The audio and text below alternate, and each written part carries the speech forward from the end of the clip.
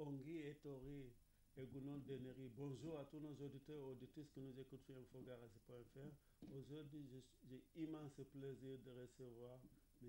Philippe Etchenik, maire d'Ascarat. Ongui Etori. Mileshker et Gounon. Et Gounon, M. Philippe, bonjour. Bonjour. Déjà, on va parler un peu de ce qui s'est fait cet été. On a tellement parlé, tous les médias ils ont parlé. Mais d'abord, je voulais vous féliciter parce que votre mairie, on va revenir sur ce que vous avez fait à la fin. Et je voulais juste savoir, qu'est-ce qui vous a donné envie d'être maire? Alors j'ai toujours eu, je vais dire, le goût du collectif. J'ai été auparavant dans l'associatif, j'avais été déjà président de l'association Sabaldou, qui était l'association des entreprises de Garassi-Baïgori. Ensuite j'ai fait partie du bureau de l'Office du tourisme et du centre d'appui aux entreprises Indar. Et en 2008, Jean-Michel Galland m'avait demandé de faire partie de son équipe, Ascarat, ce que j'ai accepté, puisque voilà, le collectif m'intéressait. Et puis d'entrée, j'ai été premier adjoint de 2008 à 2014, et ensuite de 2014 à 2020. Et ensuite, quand Jean-Michel Galland a arrêté après 25 ans de mandat, d'un commun accord avec l'équipe, j'ai repris la suite de l'équipe. Est-ce que vous avez d'autres responsabilités politiques? Non, moi je suis professionnel, je suis prothésiste dentaire et j'exerce mon métier avec mon épouse sur Ascarat, qui me prend beaucoup, et entre les deux, voilà. Si pour être maire, il faut être dans une partie. Comment ça se passe? Non, pas. Je pense que ce n'est pas du tout utile quand on est dans un petit village. Il faut avoir le sens je pense, de l'intérêt général, du collectif. Et au contraire, je pense qu'on a une équipe qui a des opinions, mais au sein de l'équipe des opinions sans doute différentes, plurielles on va dire, mais je pense que ce n'est pas un problème. On veut faire avancer notre village, on essaie de trouver des points communs, des compromis, et puis on essaie de faire avancer les choses. Il y a combien d'habitants à peu près à Ascarat? Environ, avec le nouveau recensement, entre 345 et 350. On va revenir à ces feuilletons de cet été, de deux maisons, on ne sait pas trop, on a entendu tellement de choses. Raconte-nous l'histoire dès le début. Alors l'histoire dès le début, il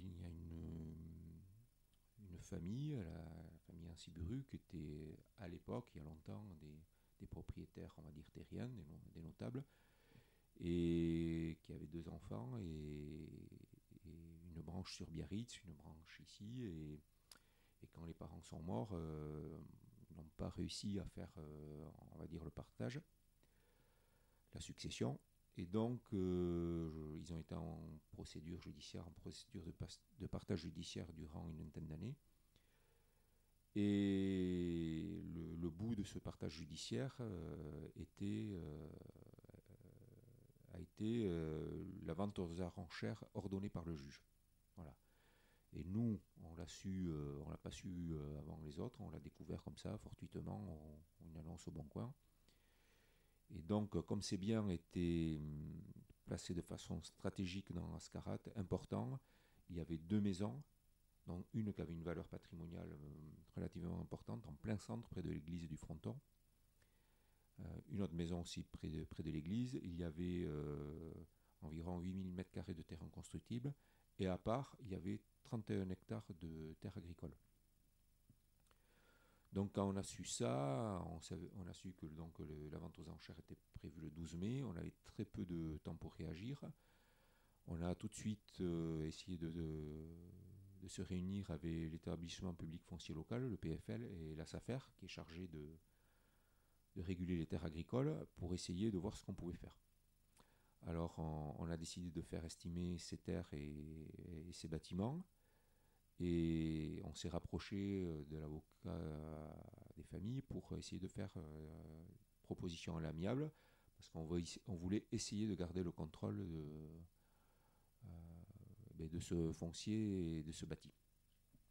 Donc on voulait garder le contrôle parce que on savait, on avait vent, notamment le milieu des avocats, que des promoteurs étaient intéressés, que les biens risquaient de flamber énormément. La problématique est que la cote c'est quasiment remplie, que les promoteurs viennent de plus en plus vers l'intérieur. Il y a l'effet post-Covid où on sent qu'on est de plus en plus attractif avec le travail à distance, avec la qualité de vie qu'on peut avoir ici, avec les services que l'on a et la proximité finalement de la côte où on est à 40-45 minutes de la côte, de Mignon du bois. Donc on a décidé de faire une proposition pour pouvoir contrôler, comme je l'ai dit, tout cela. Et la proposition a été rejetée. Donc en parallèle, les syndicats agricoles et les organisations agricoles étaient vent debout parce que suite à Arbonne, à Cambo, à plein d'autres endroits. Aussi à Oucraï, pardon, à Oui, Asparin. oui, aussi. voilà. Ils avaient la sensation que la terre agricole n'était plus préservée, que l'outil de travail que la terre agricole était n'était plus considéré et que le prix du foncier agricole pouvait s'envoler également. Donc on a également travaillé avec eux et bon, ils étaient quand même très remontés, très en colère sur la tournure des événements. Et donc le jour des enchères, il y a eu une sorte de révolte de ces syndicats, des citoyens, il y a eu beaucoup de monde et une grosse colère. Donc ça commence à crier, à manifester le mécontentement et le juge a dû arrêter les enchères parce qu'il ne pouvait plus continuer.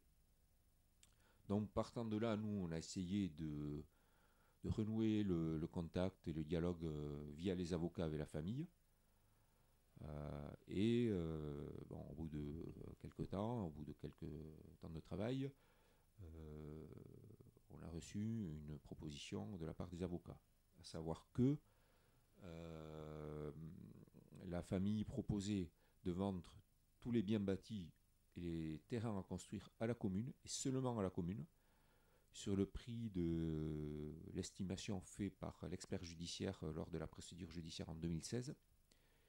Et il nous proposait cela.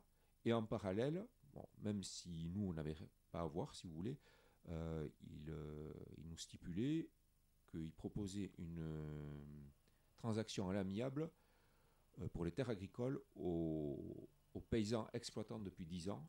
Il y en avait 2 jeunes. Et il leur proposait de continuer et de faire la vente des terres agricoles au prix du foncier agricole normalement observé. Voilà. Donc nous, commune, il fallait déjà voir si on acceptait, et ensuite on nous mettait la date butoir environ le 23 juillet pour tout finaliser, y compris la signature chez le notaire, parce qu'au-delà, la nouvelle vente aux enchères étant prévue le 8 septembre, il fallait qu'on ait bouclé l'affaire. Sinon, il devait déclencher les publicités légales, qui sont très coûteuses. Et donc, il fallait avoir tout bouclé. Donc, nous, on s'est réunis avec l'équipe municipale. Tout le travail a été réalisé vraiment en équipe. Du premier jour au dernier jour, on a vraiment fonctionné en équipe, en étant le plus transparent possible. J'ai essayé d'être le plus transparent possible. Les courriers, tout a été écrit, on a tout écrit ensemble. Et donc, on a décidé d'accepter. Et bon, il y avait un travail de médiation avec l'autre partie de la famille aussi pour essayer d'arriver au fin. Et donc, ce qu'on a réussi à faire à l'aide des avocats, on a réussi à le faire. Et donc, ça fait qu'on a réussi à signer à la date butoir chez le notaire. Et de leur côté, en parallèle, les agriculteurs ont accepté la transaction aussi. Et cette transaction devait être validée par la SAFER, qui est l'organisme de régulation, qui s'est lui-même réuni dans un comité technique exceptionnel. Et ce comité technique est composé d'environ entre 15 et 20 personnes avec tous les syndicats agricoles, avec toute la gamme des syndicats, et les représentants des banques, de Groupama, des organisations écologistes, de chasseurs, des représentants des organisations pour les oiseaux, de protection des oiseaux, enfin beaucoup de monde. Et ça a été décidé à l'unanimité de valider cette transaction. Donc voilà, eux ils ont fait leur transaction de l'autre côté, sachant que les propriétaires avaient un souhait impératif, c'est-à-dire qu'il fallait absolument que ce soit vendu à eux, sinon si ce n'était pas accepté tel que, ça allait de toute façon aux enchères. Et bon, la crainte était qu'en allant aux enchères le 8 septembre, et de nouveau on retombe sur les promoteurs, etc., etc. Donc voilà comment ça s'est passé. Comment vous avez trouvé de fonds parce que ce n'est pas un grand mairie, comment vous avez trouvé Alors, les fonds, voilà. On utilise l'EPFL, l'établissement public foncier local, qui est l'organisme des collectivités, qui sert à ce genre de choses. C'est-à-dire, eux, ils le portent pour 8 ans. C'est-à-dire, c'est eux qui ont payé la transaction. On n'a pas sorti de l'argent de la caisse. Et on a 8 ans pour bâtir un projet. Bâtir un projet, certainement autour du logement, où il va y avoir du réemploi, c'est-à-dire on va aménager, on va revendre, il va y avoir des rentrées d'argent, mais pour l'instant, on n'a pas sorti d'argent. On a 8 ans pour construire le projet. Et c'est cet outil, qui est un outil très utile aux collectivités, qui, dans beaucoup de communes, est utilisé pour ce genre de transaction. Et il a été conçu pour, vu la problématique du logement, pour essayer d'aider notamment les petites mairies. Qu'est-ce que vous pensez faire maintenant? Alors, ce qu'on compte faire, à la rentrée, il faut voir qu'on a dû travailler dans l'urgence, qu'on n'a pas pu élaborer de façon fine les projets, mais on va se réunir avec tous les partenaires à la rentrée, on va travailler très vite et d'arrache-pied pour essayer déjà la base, c'est essayer de voir des projets sur le logement, du bail réel solidaire. Le bail réel solidaire, c'est le mode de fonctionnement, c'est de dissocier, c'est de l'accession à la propriété, où on essaie de, par exemple, une des maisons, on peut la rénover et dissocier le terrain du bâti. Donc ça fait que le prix en général est moins élevé. Il y a une petite redevance sur 99 ans sur le terrain, et ça fait que c'est accessible, et également à la revente, il y a des clauses anti-spéculatives, les gens ne peuvent pas faire n'importe quoi. C'est encadré soit par le PFL, le COL ou des organismes fonciers. C'est encadré, et donc voilà, le prix est contrôlé. C'est pour éviter la spéculation et l'inflation des prix. Ensuite, ce bien-là, on peut le transmettre à ses enfants, ou on peut le revendre. Voilà.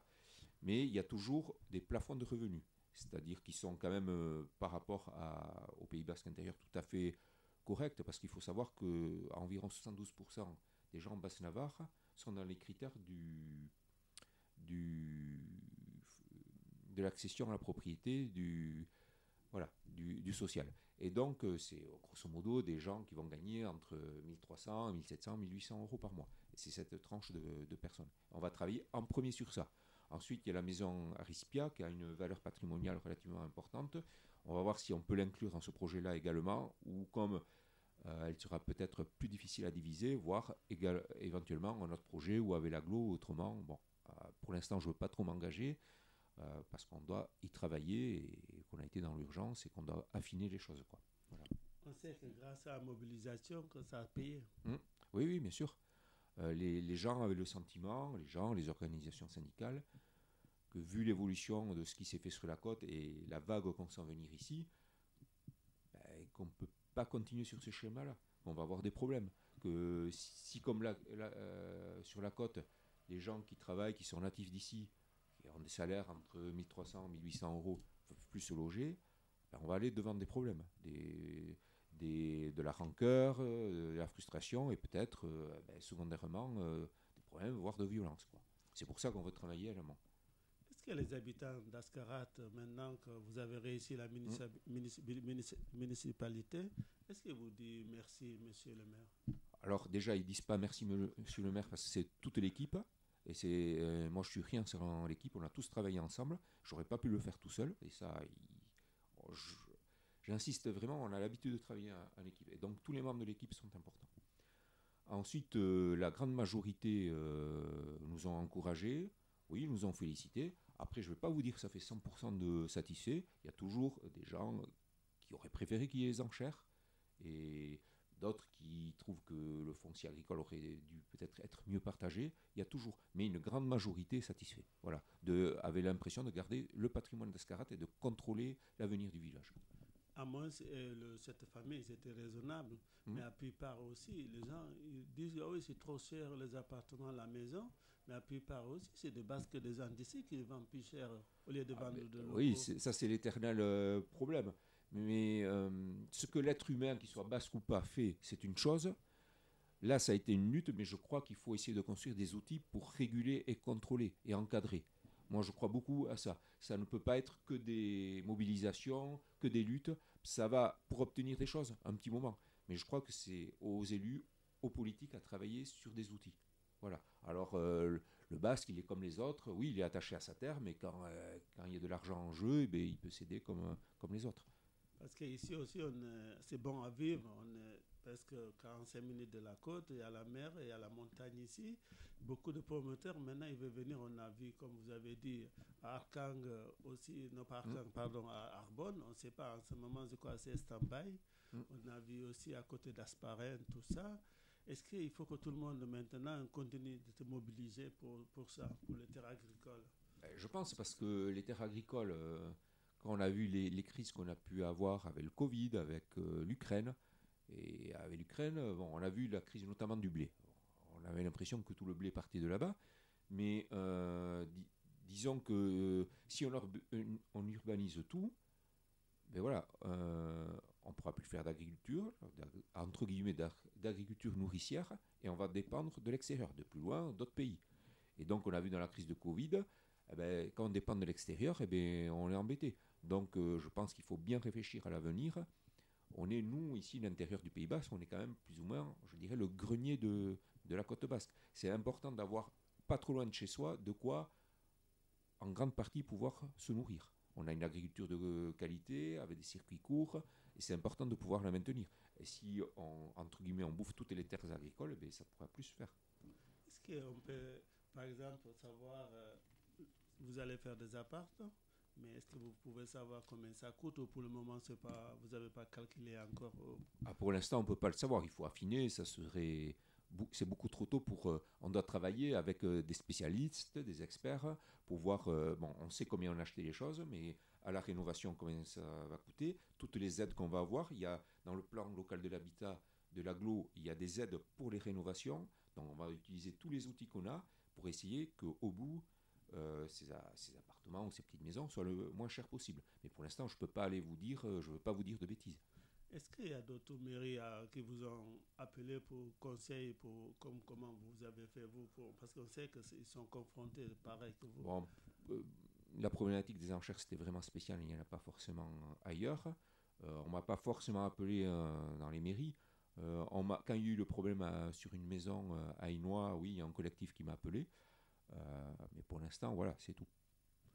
Qu'est-ce que vous avez à dire à tous nos auditeurs maintenant qui vous ont soutenu et qui étaient là tout le temps? Eh bien, on les remercie déjà de nous avoir soutenus, parce que c'était important de se sentir soutenu. Et puis certainement, les choses n'auraient pas pu se faire comme elles se sont faites si on n'avait pas été soutenu, s'il n'y avait pas eu la mobilisation des syndicats agricoles, de l'Oursandia, qui ont une part très importante dans la chose, c'est évident. Et ben, ouais, je les remercie. Pour finir, est-ce que vous pouvez dire à nos auditeurs Milesker, ou si vous parlez le basque, vous adressez à cette caméra, vous le Milesker dites. Deneli. Voilà. Merci beaucoup, Monsieur Philippe Etiennik, c'était notre invité. Vraiment, je voulais vous remercier parce que votre combat est noble et aussi loyable et surtout vous avez réussi et surtout l'ensemble de la conseil municipal aussi et tout le monde qui était mobilisé, qui était parti à Bayonne parce qu'on a vu les images sur France 3 à Skyleri qui étaient manifestées. Merci Milesker.